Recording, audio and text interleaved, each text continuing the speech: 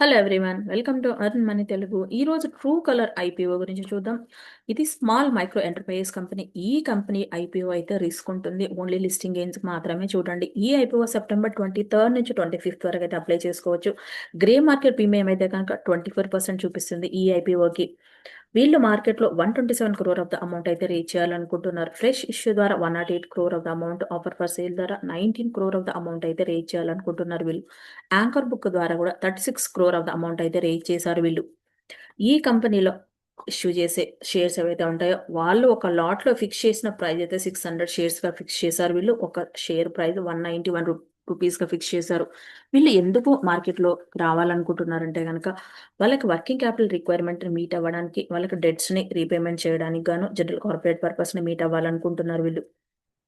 వీళ్ళ బిజినెస్ ఏదైతే ఉందో డిజిటల్ టెక్స్టైల్ ప్రింటింగ్ సెగ్మెంట్ లో ఉన్నారు. ఈ డిజిటల్ ప్రింటింగ్ సెగ్మెంట్ లో ఉన్నటువంటి మిషనరీస్ ఏదైతే ఉంటాయో ఫారెన్ నుంచి ఇంపోర్ట్ చేసుకొని ఆల్ ఓవర్ పాన్ ఇండియాలో వీళ్ళైతే డిస్ట్రిబ్యూట్ చేస్తున్నారు. ఎక్కడైతే టెక్స్టైల్ హబ్స్ ఉన్నాయో వాటన్నింటికి కూడా వీళ్ళు మిషనరీ అయితే సప్లై చేస్తున్నారు. అండ్ ఇంక్స్ కూడా, స్పెషాలిటీ ఆఫ్ ద ఇంక్స్ కూడా వీళ్ళైతే సప్లై చేస్తున్నారు. అండ్ దాంతో పాటు కస్టమ్ ప్రింటింగ్ కూడా చేస్తున్నారు. అంటే ఒక స్పెషాలిటీ ఆఫ్ ద ప్రోడక్ట్స్ కూడా వీళ్ళు ప్రింటింగ్ చేస్తున్నారు. అండ్ సబ్లిమిషన్ పేపర్ ని కూడా వీళ్ళు మ్యానుఫ్యాక్చరింగ్ చేస్తారు. దీనివల్ల ఈ కంపెనీ బిజినెస్ అయితే ఇయర్ ఆన్ ఇయర్ కంపారిజన్ లో గ్రోత్ ఉంది.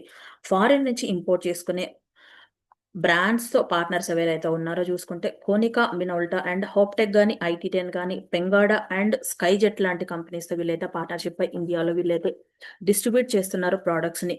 స్పెషాలిటీ ఆఫ్ ద ఇంక్స్ ను కూడా వీళ్ళైతే డిస్ట్రిబ్యూట్ చేస్తున్నారు. కాటన్ కానీ, విస్కోస్ అండ్ సిల్క్ లాంటి ప్రోడక్ట్ లో వాడే ఇంక్స్ ను కూడా వీళ్ళైతే డిస్ట్రిబ్యూట్ చేస్తున్నారు ఆల్ ఓవర్ ఇండియాలో.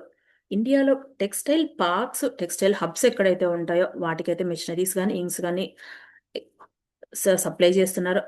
ఎక్కడ ఉన్నాయంటే గనక సూరత్ కానీ, అమృత్సర్ కానీ, పానీపట్, లుధియానా, ఢిల్లీ అండ్ ముంబై లాంటి ఎక్కడైతే టెక్స్టైల్ హబ్స్ ఉన్నాయో వాటికి వీళ్ళైతే సప్లై చేస్తున్నారు ప్రోడక్ట్స్ ని. రియాక్టివ్ ఇంక్స్ కానీ, డిస్పర్స్ ఇంక్స్ కానీ and digital textile printing segment లో వీళ్ళైతే స్ట్రాంగ్ గా గ్రోత్ ఉన్నారు. అండ్ మార్కెట్ లో అయితే కనుక వీళ్ళకి కొంచెం కాంపిటీషన్ కూడా ఫేస్ చేస్తున్నారు. వీళ్ళు కొన్ని రిస్క్ కూడా ఫేస్ చేస్తుంది ఈ కంపెనీ. ఓన్లీ మిషనరీస్ అయితే కనుక ఇంపోర్ట్ పైన డిపెండెన్సీ అవ్వడం వల్ల నుంచి ఫారెన్ కరెన్సీ అయితే ఫ్లక్చువేషన్స్ అయితే ఉంటుంది. ఫర్ ఎగ్జాంపుల్ ఇప్పుడు ఇండియా రూపీ బాగా డౌన్ అయిపోయింది కంపేర్ టు డాలర్స్ తో, యుఎస్ డాలర్స్ తో పోలిస్తే. ఇప్పుడు ఇంపోర్ట్ చేసుకునే సెగ్మెంట్ లో వీళ్ళైతే హై ప్రైస్ పే చేయాల్సి వస్తుంది ఒకవేళ యుఎస్ నుంచి ఇంపోర్ట్ చేసుకునే ప్రోడక్ట్స్ ఉంటే గనక. దాంతో పాటు క్లయింట్స్ ఎవరైతే ఉన్నారో వీళ్ళకి లాంగ్ టర్మ్ కింద అగ్రిమెంట్ ఉండట్లేదు అని చెప్తున్నారు వీళ్ళు. అండ్ రా మెటీరియల్ ప్రైజెస్ కూడా ఫ్లక్చువేషన్ అవుతుంటాయి. దానివల్ల కూడా వీళ్ళ రెవెన్యూ అనేది కూడా కొంచెం మార్జిన్స్ కానీ ఎఫెక్ట్ అవుతాయని చెప్తున్నారు వీళ్ళు. ఈ ప్రింటింగ్ సెగ్మెంట్ లో కూడా మార్కెట్ లో కాంపిటీషన్ అయితే హ్యూజ్ ఫేస్ చేస్తున్నారు. డే బై డే అనేది కూడా టెక్స్టైల్ సెగ్మెంట్ లో ఇన్నోవేషన్ అనేది కూడా ఉంటుంది. కాబట్టి ఇన్నోవేషన్ కి అండ్ R&D కి మనీ ఇన్వెస్ట్మెంట్, హ్యూజ్ గా ఇన్వెస్ట్మెంట్ చేయాల్సి వస్తుంది. దానివల్ల కూడా వీళ్ళకి కొంచెం రెవెన్యూ అయితే ఎఫెక్ట్ అవుతుందని చెప్తున్నారు. స్మాల్ మైక్రో ఎంటర్ప్రైజెస్ కాబట్టి వీళ్ళు ఇన్నోవేషన్ అండ్ R&D సెగ్మెంట్ లో ఇన్వెస్ట్మెంట్ పెట్టాలంటే వీళ్ళ దగ్గర ఫండ్స్ అయితే అవైలబిలిటీ లేవు. కంపెనీ ఆల్రెడీ కొంచెం డెట్స్ పే చేయడానికి వీళ్ళు మార్కెట్లోకి వస్తున్నారు కాబట్టి వీళ్ళ దగ్గర అయితే మనీ అయితే అంత అవైలబిలిటీ లేదని చెప్తున్నారు వీళ్ళు. అండ్ కంపెనీ రిజల్ట్స్ ఎలా ఉన్నాయో చూస్తే ఇప్పుడు ఇయర్ ఆన్ ఇయర్ కంపారిజన్ లో అసెట్స్ అయితే బాగా గ్రోత్ ఉంది. 23లో 45 క్రోర్ గా ఉంటే 25లో 154 క్రోర్ గా ఉంది. టోటల్ ఇన్కమ్ కూడా కంపెనీకి ఇయర్ ఆన్ ఇయర్ కంపారిజన్ లో గ్రోత్ ఉంది.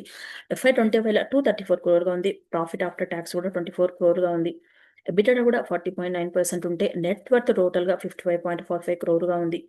ఈ కంపెనీ ప్రమోటర్ వాటా ఎవరైతే ఉన్నారో ఐపీఓకి రాకముందు 94% ఆఫ్ ద వాటా ఉంటే ఐపీఓకి వచ్చిన తర్వాత 64% ఆఫ్ ద వాటా అయితే ఉంటుంది ప్రమోటర్ వాటా. ఆర్ఓఈ కానీ 70.49 క్రోర్ గా ఉంటే పర్సంటేజ్ ఉంది. ఆర్ఓసిఈ కూడా 35.94% గా ఉంది. ప్యాట్ మార్జిన్స్ కానీ, ఎబిటా కానీ, పిఈ రేషియో కానీ ఈ కంపెనీకి అయితే ఓవరాల్ గా ఇయర్ ఆన్ ఇయర్ కంపారిజన్ లో గ్రోత్ ఉంటుంది బాగా. టోటల్ గా ఈ కంపెనీ మార్కెట్ క్యాప్ అయితే 471 క్రోర్ గా ఉంది. ఈ కంపెనీ ఫ్యూచర్ లో కూడా గ్రోత్ ఉండొచ్చు కానీ ప్రెసెంట్ గా అయితే కనుక 25% గ్రే మార్కెట్ ప్రీమియం చూపిస్తుంది కాబట్టి కొంచెం మార్కెట్ లో ఫ్యూజ్ కాంపిటీషన్ ఫేస్ చేస్తుంది కాబట్టి ఓన్లీ లిస్టింగ్ గెయిన్స్ కి మాత్రమే చూడాలి అనేది నా ఒపీనియన్. మాత్రమే లాంగ్ టర్మ్ కింద కూడా చూడొచ్చు. అది మీరు కొన్ని అనాలిసిస్ చేసిన తర్వాత మాత్రమే డిసైడ్ అవ్వండి. ఈ వీడియో కనుక మీకు నచ్చినట్టయితే లైక్ చేయండి, షేర్ చేయండి, కామెంట్ చేయండి, ఛానల్ని సబ్స్క్రైబ్ చేయండి.